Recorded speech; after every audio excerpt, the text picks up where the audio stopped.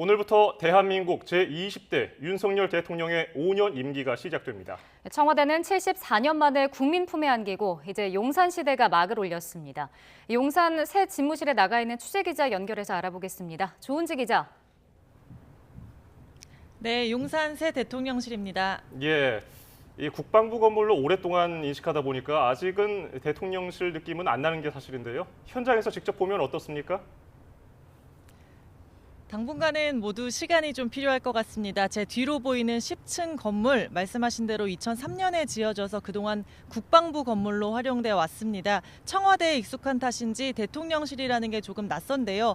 이곳 용산에도 대통령의 상징물들이 내걸리고 있습니다. 봉황과 무궁화가 섞인 대통령 표장이 이곳에 곳곳 보이는데요. 먼저 건물 입구에 봉황 장식이 새겨졌고요. 오늘부터는 파란색 봉황기도 태극기와 나란히 개양됐습니다. 이곳이 대통령이 머무는 곳이구나 이제는 알 수 있는 상황입니다.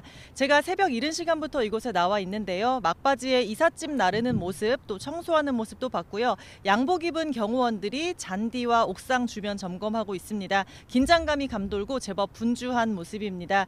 윤석열 대통령은 공간이 의식을 지배한다라고 말했습니다. 제왕적 대통령제를 청산하기 위한 상징적인 행위로 구중궁궐 청와대를 탈피하는 다짐을 했는데요.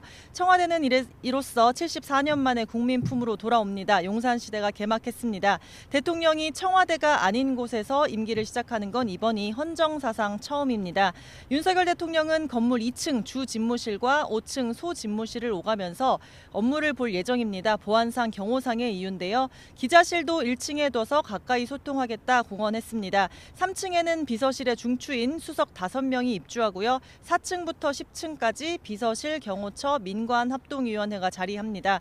대통령실과 청와대는 사실 그동안 같은 말이었죠. 하지만 용산 대통령실은 이름 없이 출발합니다. 우승 상금 600만 원을 놓고 이름을 공모하고 있습니다. 윤석열 대통령은 외신과의 인터뷰에서 피플스하우스가 어떠냐 이런 아이디어를 내기도 했었는데요. 국민의 뜰, 국민의 집, 애민관, 청민관 이런 후보들을 두고 있고요. 다음 달에 이름이 정해질 것으로 보입니다. 네, 윤석열 대통령도 벌써 그곳에서 업무를 시작했죠.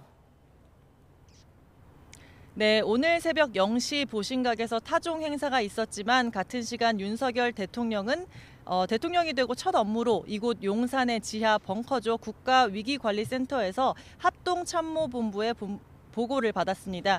국내외 국군의 근무 상황 또 군사 대비 태세를 첫 일정으로 보고받으면서 군 통수권도 이양했습니다. 윤석열 대통령은 한반도 안보 상황이 엄중한 시기다. 확고한 군사 대비 태세를 유지해달라라고 군 수뇌부에 강조했습니다.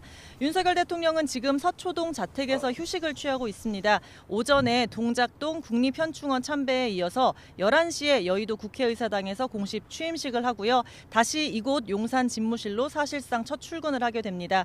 업무 시작 전에 용산 인근의 쉼터와 어린이공원에서 지역 주민들과 타운홀 미팅 방식으로 인사하고 대화할 예정입니다. 역시 국민과의 소통을 강조하는 모습인데요. 임기 첫날부터 강행군입니다. 미국과 중국, 일본 등 주요국 외교사절단과 잇따라 면담이 예정돼 있습니다.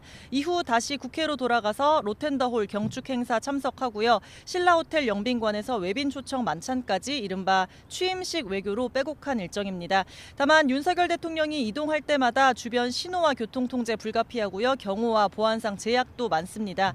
새 관저로 낙점된 한남동 외교부 장관 공관도 리모델링 끝날 때까지 최소한 한 달 정도는 윤 대통령 자택인 서초동 아크로비스타에서 출퇴근을 해야 됩니다. 아침 저녁으로 7km 정도 거리를 10분 안팎으로 주파한다는 계획인데 평소에도 차량이 빼곡한 용산과 강남 일대 차량 정체를 걱정하는 목소리도 큽니다.